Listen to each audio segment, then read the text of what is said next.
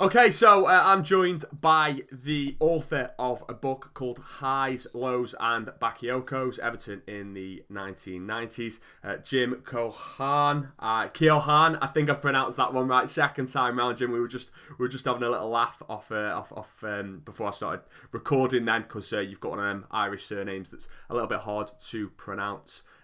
So how's it going, Jim? Anyway, you okay?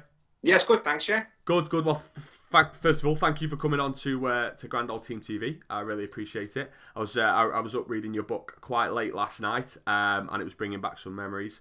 So I think the first question is obviously with the 90s and Everton. I was born in '89, so my first when I became conscious of Everton was probably around 1996, Jim.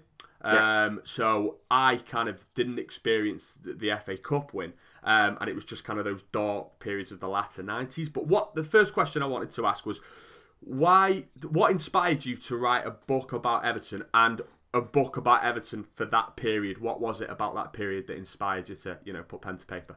Right, well, I've written a book previously on supporter ownership about 2 or 3 years ago, and I enjoyed doing that. But obviously, my kind of first love is Everton. So when I was asked to kind of do a second book, I thought, it's got to be about something I kind of really love. And for me, the 90s is always an interesting time because a lot of fans kind of love the 80s because of the success. But I sort of came of age in the 90s. And so kind of the emotional feel towards Everton was kind of forged then. So that's part of the reason why I chose that decade. But also, it's a decade where I think everything went wrong for Everton. So partly I wanted to explore why we kind of entered that decade as, recent champions and a massive club.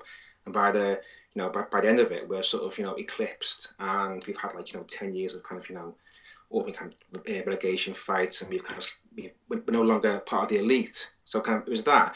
Also, to slightly redeem it, because I think for a lot of Blues of a certain age, the 90s is seen as a kind of a dark decade. And I think, the 80s were clearly great because we won lots of stuff. But the last, say, 15 years, there's been good times, but no kind of huge, very few huge emotional games. With the 90s, there were kind of high points like the FA Cup, and even the games where technically bad, like Wimbledon and Coventry, they were still kind of hugely emotional. And the whole point of going to watch football is for that kind of emotional event that takes place. And so I wanted to kind of one, explore my experience in the 90s, two, see what went wrong, but also try and say, yes, it was bad and at times, really bad, but also there was kind of, there were good moments and times that were very exciting, even if they were kind of, nothing you'd ever want to go through again. Yeah. What in your opinion then? Because when Evertonians try and attack this question, so when you try and analyse what went wrong for Everton, and there are lots of things that are brought up. Obviously, the European ban a little bit before the 90s, and now that gets thrown around, and then the ownership issues, Peter Johnson, and all the issues that occurred with that. But in your opinion, can Evertonians concise that question down to one answer? No. I don't think it's possible. I think they all played a role. I think we were unfortunate that you've probably got a handful of things happening. So, Heysel definitely had an impact on the question. It picked apart our greatest side ever. You can't write it off. But then you have kind of the ownership issue. You have kind of just at the Premier League start, you have Everton owned by kind of a bedridden 90-year-old who's close to death, and you have Dr. David Marsh as the chairman. You have, there's no kind of. It doesn't seem like he even likes football. He's in charge of the club at this time of huge transition, and then in the wider area you have the Premier League starting. So if Everton had kind of balls things up 10 years earlier, it wouldn't have been so damaging. But we messed up at the worst time possible. We've been an elite club for over 100 years. And then football changes beyond belief, and we choose those kind of that 10-year period just to be utterly shite. And I think even when we get a new owner come in, which is what we needed fresh investments and new cash. We get an owner like Peter Johnson, who again 10 years earlier might have been the right man, but he's the wrong man at that time. He's a millionaire when the age of billionaires is arriving, and so even when we kind of we bring this new person in, nothing goes right. And so, that 10-year period is so damaging to Everton Football Club. The reason's probably a bit of Heysel and the way the club was owned. Yeah, because you mentioned it in the book how Everton sat round the table when the big boys, in inverted commas, which were United, Liverpool, Tottenham, Arsenal, and us, and sat round and discussed the idea of breaking away from the Football League to create the Premier League. As you say, we missed the boat. How damaging do you think that was, and to what effect did that have the 90s? I'm talking about now specifically, and obviously the start of the Premier League era and the things that happened in the 90s. What effect did that have on the collective psyche of Evertonians, in your opinion? Well, I think in terms of kind of the football club, I think the 90s. I mean, we've been an elite. Even at times we haven't been winning things, we were still an elite club financially. We're still a massive kind of player in English football. By, say, the early 2000s, that clearly is no longer the case. We are off the pace because we have not, we've not been on top for long. We've missed out on getting a global brand. Our commercial side has been run poorly. So 90 had that effect. And I think in terms of kind of the fans' collective psyche, I think 10 years of regularly battling relegation, of false hope and false dawns had a long-term impact. I think you can see it recently. I think for a certain blue, like last season or the last two seasons, Everton were in no danger of being relegated. Yet for a certain kind of blue of a certain age, the 90s kind of lurks in the back of your mind. So as soon as the team starts dropping down to kind of the bottom eight, you immediately, that fear comes back over you again. And I think that was caught by those 10 years. Because we were effectively like Sunderland now. Every season we start off thinking, let's get to 40 points or we're going to drop. And like that takes its toll, I think, in the end. And, so you have those two long-term impacts. It affects a club as a whole, as a business, I suppose, and it affects the fans as well because it takes us a long time to escape the kind of the fear of relegation. Yeah, definitely. So in terms of like other, because what you do touch on, and this is what I found quite interesting, is like you potentially look at a situation if Everton would have gone down. Now, I was a really young lad, like when as I say, that first season, the 96, 97 season, I think I had my first season ticket, so I was relatively young, and then the season after that was with the Coventry season when we survived on the last game. And I was too young to really, I remember I was thinking about how did I feel as like a really young lad, and I just kind of thought we'll go down, and I didn't. You don't understand the complexity of the situation then. Yeah. But if Everton would have gone down, do you think that you think we'd have come back? Because if you look at some sides, I think Sheff Wednesday are a good example. Yeah. Of a side who went and didn't come back, Notts Forest being another one. Do you think Everton, the state that Everton were in, do you think they'd have survived going down at that point? You can't. That's the point. You can't know. It's very possible that you can drop and not come back, or you can just drop and stay in the Championship. I mean, it's a very hard league to get out of. I think. You think if you went to '94, you'd imagine with the initial investment from Peter Johnson, yes, they probably would have bounced back. In '98, when the clubs, that money's gone in, been spent, nothing's really, improved. Possibly then, the gap's getting bigger between the Premier League and the Championship. No, I mean, it's possible. You can't assume because we're happy in a big club, and we are a big club now, that we would have just bounced back right away. There are no certainties in that. Yeah, because talking about the psychology again of Evertonians, I mean, I obviously I can only speak for myself, but I have this, and you touch on this as well in the book as well. And it's common amongst supporters of the bigger clubs in the UK, in England specifically. I have this thing where I kind of think that Everton should be above the likes of Crystal Palace, the likes of Stoke at the moment, Swansea, etc. Those sides that last season we were bunched with, and I didn't think it was right. And you kind of touch on this, that aloofness of some supporters of some clubs. I think Leeds fans probably had to wrestle with this a lot when they started to drop.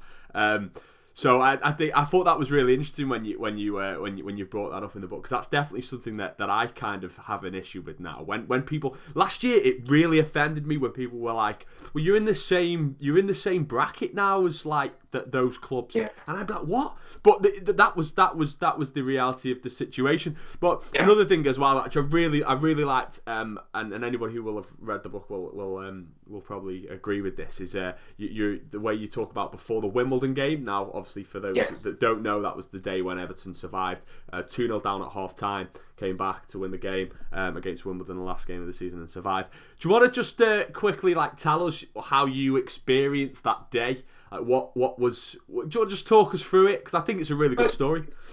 Yeah, well, I think it's a strange day for anyone who kind of follows. All right, so we just had a little issue there with Sky. It's probably going to be my connection, to be honest with you, Jim. I'll have to send Sky an angry letter, mate. So you were just about to tell us before we went down about the Wimbledon game. Okay.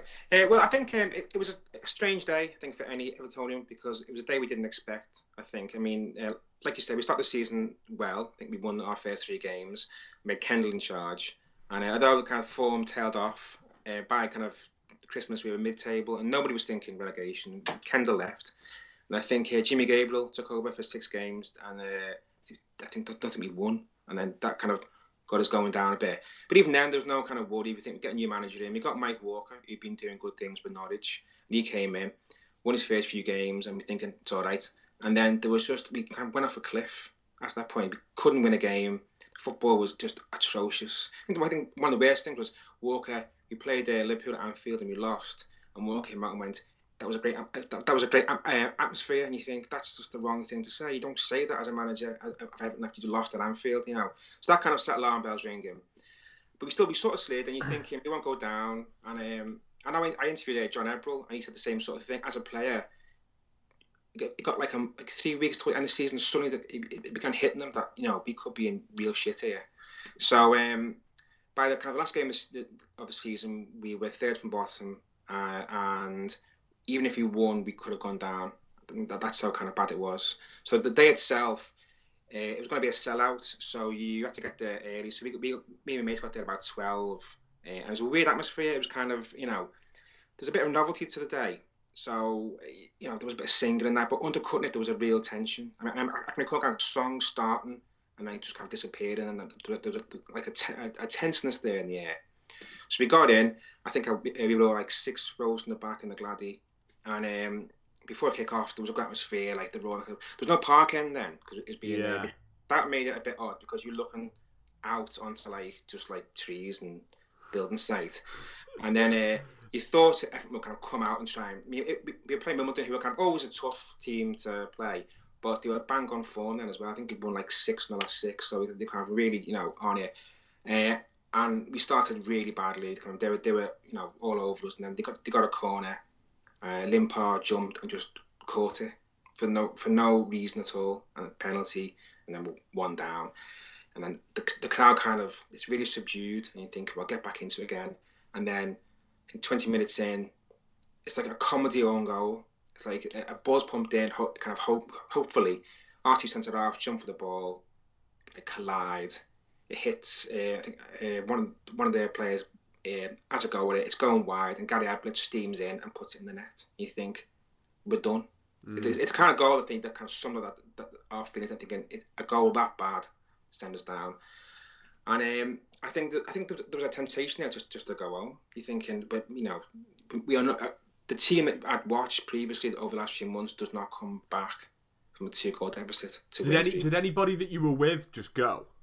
No, I saw people leave around us, and you couldn't blame them because, like, you know, you've got 70 minutes left to sit there, and you're thinking, this is going to be horrendous. You know, there's no to that point we hadn't a shot on goal, I don't think, and. We weren't playing well. We hadn't played well for months. You're thinking, you know, what's the point?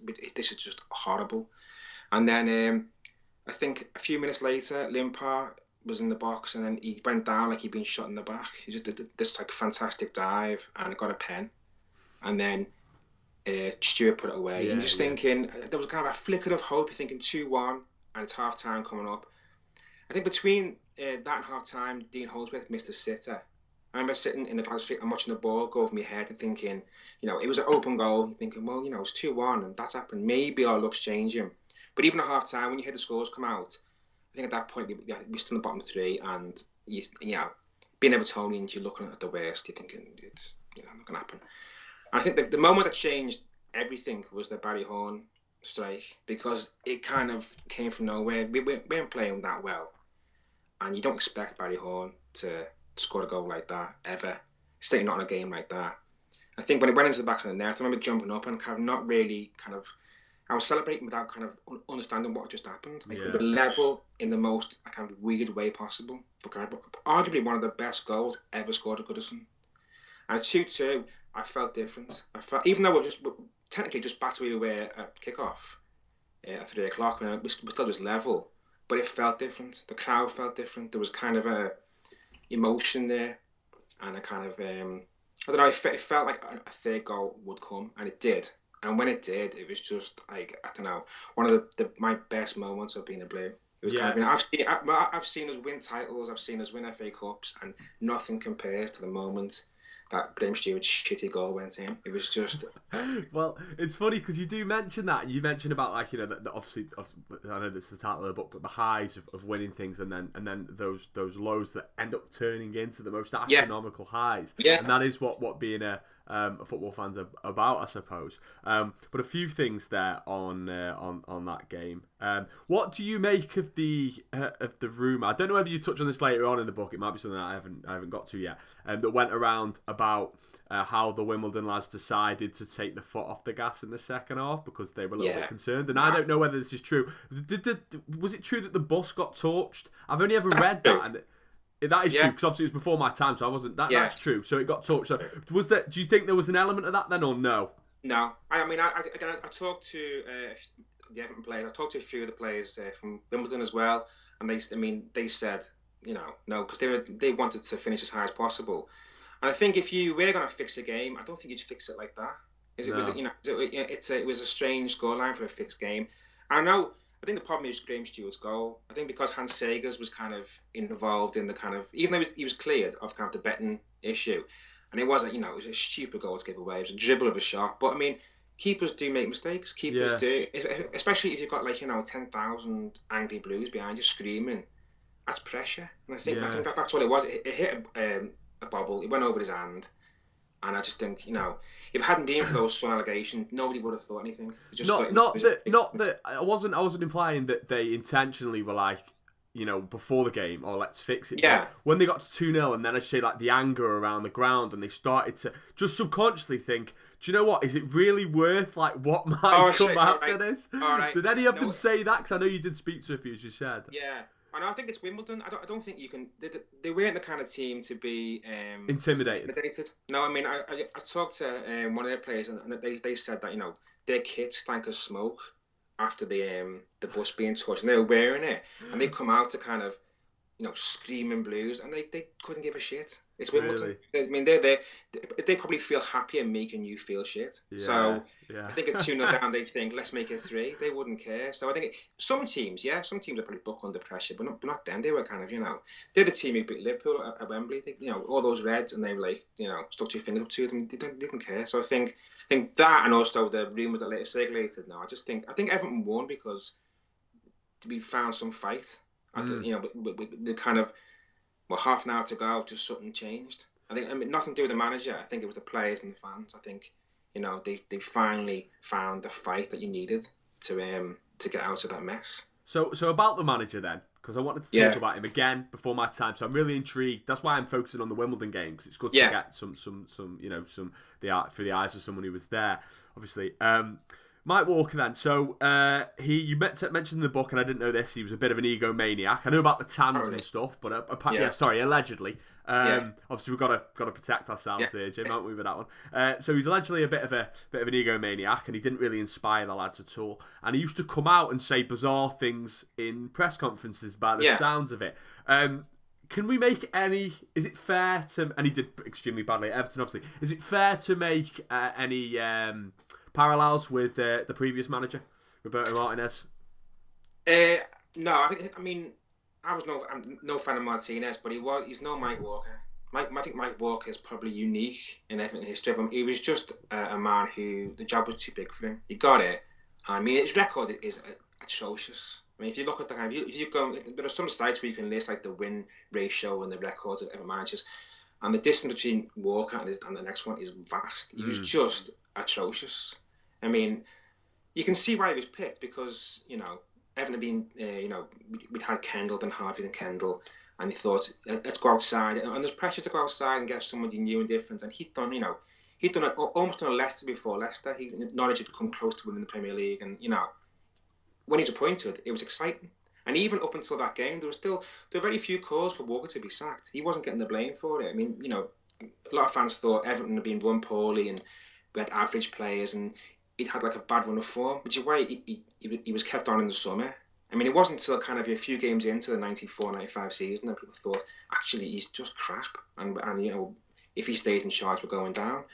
But I think if you look over the course of his time at the club, he came in the January and he left in I think it was the late October, early November. I mean, over that period, it's relegation form. It's simple as that. He was just, whereas Martinez had his problems, I mean, and lots of problems, but he could win games. Yeah, and we had that one good season, obviously, where we were flying. So and Mike Walker. And even he could, he could score goals under Martinez, and we could still beat teams. With Walker, it's just you could be.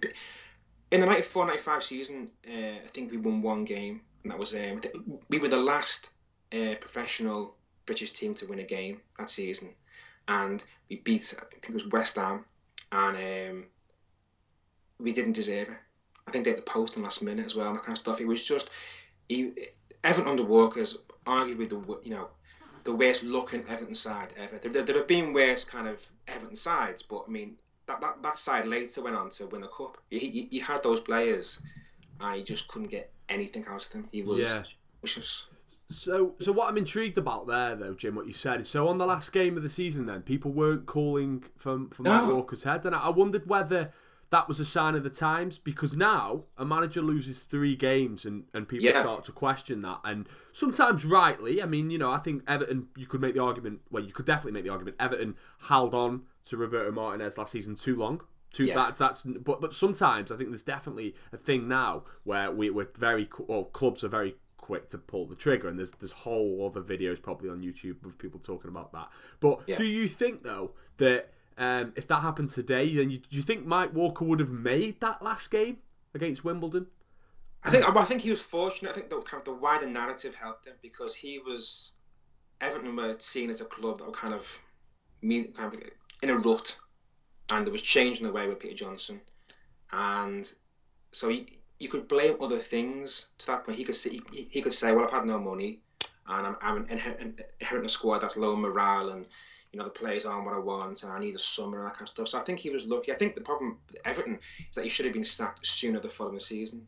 He was given long. I mean, we were I think we had 4 points by November, and he should have gone after about 6 or 7 games, because it was clearly not working. But I think he was lucky. I think that there was a case for him to be sacked sooner. I think he was well lucky. It sounded like the players from the quotes that you had, it sounded like they just really didn't like him, though. Like, as a person, They were like, we just didn't. No. And so did they go into detail as to why they didn't particularly like him? Then what was it about him? It's very hard to find anyone who has anything positive to say about him, which is rare. I think. I think someone said he was. I mean, I think the best thing that could be said was the job was too big for him. That was the nicest comment he got. I think Mark Ward really didn't like him at all. And early on, I think from the very start, they weren't impressed by him. I think it was Tony Cottee said that the drills were like things he'd done at schoolboy level at West Ham. Yeah, I remember reading that actually. Yeah. And Southall said he got some keeper training with him that was basically pointless. I think they sensed right away that he didn't know what he was doing. I think, and I think they couldn't get a sense of kind of that he was committed either. I think like the Wimbledon game, there was no kind of rousing speech beforehand. There was no kind of, it was left to people like Dave Watson and Southall to give the kind of, to put the players up. I don't think I think he had nothing to do with that game really. He picked the side, but the players who kind of changed things. So they weren't impressed, and it took a while, I think, for everyone else to kind of click on to kind of just how bad he was. I wonder how then he managed to get so much out of that Norwich City side. Because a few years ago, for another thing that I used to do, I interviewed Brian Gunn, who's the goalkeeper, and I'm sure he was the goalkeeper at the time of Mike Walker. Yeah. And if I'd have known what I'd have known now, I'd have obviously asked him on it, because it's amazing how, given the quotes that you had from the Everton players at the time, where they were like, this guy is an amateur, how he managed to get so much out of that Norwich side to propel them to, well, they beat Munich, didn't they? That's right, yeah. Yeah, in the European Cup. So it's mental. The whole thing's mental. But one thing I do want to touch on as well, because I thought about this on Friday at the match. I went with a lad who I've, my old man and a lad who I've had on the show, who runs the Everton Fan Focus podcast, and we were talking about atmosphere in the ground. Yeah. And I don't know whether this is just me as a starry-eyed young lad on the Gladys Street in the 90s, but I said to my old man, I said, I swear, when we were bad in the 90s, and even when we were like losing games convincingly to sides like Middlesbrough would turn up and beat us 2-0 at Goodison, I was like, I swear the atmosphere wasn't as toxic as it is now, because it can be very toxic at Goodison, and two, like there was chanting, and it was just seems to be a lot of a happier atmosphere. Am I imagining that because I was a kid at the time, or have I got that wrong? It's a strange time in the 90s, because you think that in the early part, we were getting sort of like 20,000 goal in the game, and when things go bad, like 10,000 flock back, but they come back, I think, in a different way. I think I felt that kind of the beginnings of kind of a different kind of Evertonianism started then. I think, maybe slightly insular, a bit angrier. I think you can look back to those times, because we changed as a club. I think we kind of, and how people perceived us, we was that kind of, the idea of kind of plucky little Everton began in the 90s, and we were kind of marginalised in the media, both locally and nationally, which fed into that anger. So I think, I can recall the 80s being a happier time with kind of more singing and kind of, different kind of perspective, whereas the 90s and beyond, I think you get kind of the modern Evertonian who's kind of maybe a bit kind of prickly and kind of, and we're defined by what we're not, because we're not Liverpool anymore, we're not a big, we haven't sold out, we're different to everyone else. I think that starts then. We're not a global brand.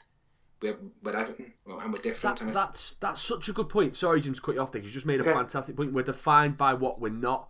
And I get that, because Twitter's a good one. The Twitter makes me laugh, and it's hilarious. And I think Twitter, Everton Twitter, as they say, Evertonians, we're very good now at mocking ourselves. Yeah. And as you say, we are defined by what we're not now. When Everton mess up, it's Everton that. Like, it's a thing now. That's a meme that we all spread.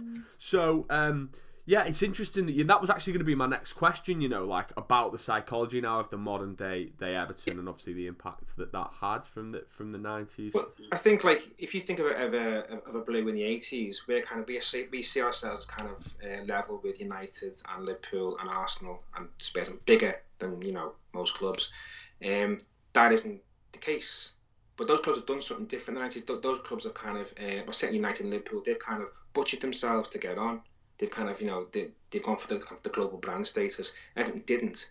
So we are not like them. Even though we're kind of a big Premier League club, we're different. I think that's a key element of what happened in the 90s. Whether by default or design, we changed how we see ourselves, and we define ourselves by what we are not. We are a different kind of big club, a different kind of fan. We're local, people's club, that kind of stuff, which kind of Liverpool can't say, which United certainly can't say.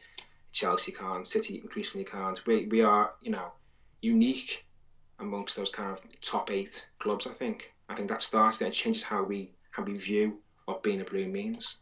Yeah, it is fascinating to think about that now, and it makes me wonder how. Let's pretend, and we'd all love this. Obviously, the Farhad Moshiri era just excels all of our wildest expectations, and Everton go on to rule football in for the next decade, let's say. Yeah. What impact would that have on the collective psychology of Evertonians, and how long would it take to kind of brush off this? Oh, it's Everton. Things are going to go wrong. Can you imagine how we'd embrace that? Time. Yeah, a long time to not be pessimistic. I think we're kind of, naturally pessimistic. Even when we were good, we were pessimistic. But I think it's risky, because you see now with kind of West Ham fans, they've made that leap. They've lost their home, and they've kind of they're going for what the brand status, aren't they? The kind of, the big ground. They might get a new owner, that kind of stuff. And you think, I know a few West Ham fans, and they feel kind of unsettled by it because they go to this new ground and it's not a West Ham ground. It doesn't feel right. So there's always a risk if you butcher yourselves to kind of make it, then you better make it, because if you don't, then you become kind of some weird hybrid. You're not a proper club anymore, but nor are you truly successful. So I think if the Manchurian, if we move, if we get success, it needs to work. Because if it doesn't, then it's, you lose. If we move from Goodison, then we lose something. And if we get kind of, fair weather fans, we lose something as well. And I think, there's a lot of West Ham fans now who can't get to a game because there's new fans coming in and they're different. The club's changing. And I think that's always the risk. Popcorn whilst you're watching the football. But it's popcorn, hot dogs, giant foam fingers, all this kind of stuff. It's a different kind of game, and it'll create a different kind of fan, and you lose something. I get why clubs do it. I mean, if we move from Goodison and you get a new, shiny ground, it's the foundations for further growth. But it's a risk. It'll change what it means to be a Blue again. Definitely, yeah. Well, obviously, as I said, I don't want to keep you for too long, Jim, and I could talk to you all night about this, and I'm sure we'll hopefully have more conversations throughout the season. Because as I get through more of the book as well, I've got no doubt that I want to speak to you again about certain things. But let's just touch on then, finally, on the derbies of the 90s, because they were bizarrely. It was quite a decent time to be an Evertonian with regards to our encounters with Liverpool. In fact, we haven't won at Anfield since that era. So, how did that happen, Jim? I think it's because we weren't afraid to get stuck into them. I think that's how you beat Liverpool. You don't let Liverpool play. You go and give them a kick. I think in the 90s, Everton teams, the Joe Road derby in 1994 is a perfect example of this. Kind of, Everton were, struggling with kind of, in the bottom of the league. Liverpool were flying and playing great football and scoring. I think Fowler had scored more goals that season than Everton. That was the difference in the two sides. And we were like really shite. And Everton thought we get all the local press. It's going to be a walkover and it's Liverpool kind of stuff. And then we come out with Joe Road's first game, totally different mentality. And the first half, Liverpool couldn't breathe. They wanted to play lovely football, and Everton were just on them and just kind of, slap at the heels and, give them a little kick here and there. And then that kind of ruined their mentality. They couldn't play in the second half. Same again, but we had a bit more kind of attacking threat. We win 2-0, and then that continues. We didn't give Liverpool the time to play. Whereas now, you look at kind of Martinez derbies, he just lets Liverpool do what he wants. Yeah. And he stuff us. I mean, that last derby was at Anfield was. It was a holy show. Oh, don't remind me of it, Jim.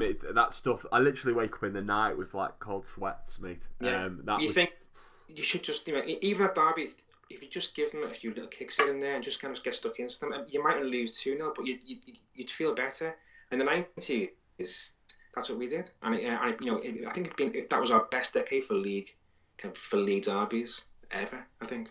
So it's, it shows you, what you can do. We shouldn't mean the last 15 years has been disgraceful against Liverpool, and you go into each derby now thinking we're probably going to lose, and maybe even lose heavily.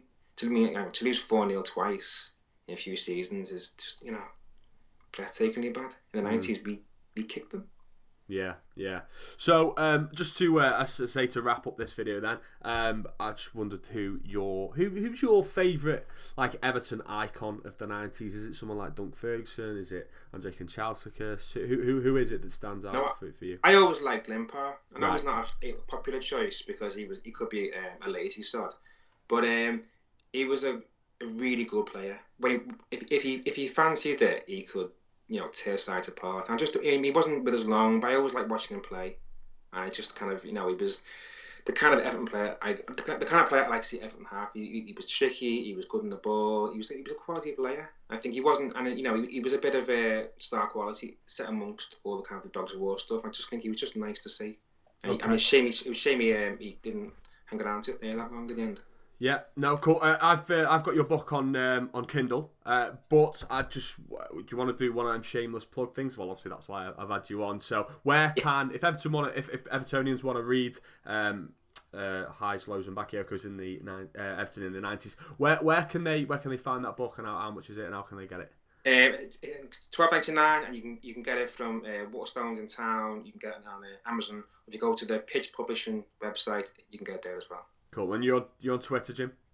It's at Jimmy Keoghan. Great. Okay. Cool. Jim, we will definitely do this. I'm gonna capture you again in a few weeks, and we'll talk about more of the book and the next section, because I could literally just talk to you for hours, and I'm sure people have been quite intrigued to hear what you've got to say as well. So thanks again for coming on Grand Old Team TV, Jim. I'll speak to you soon.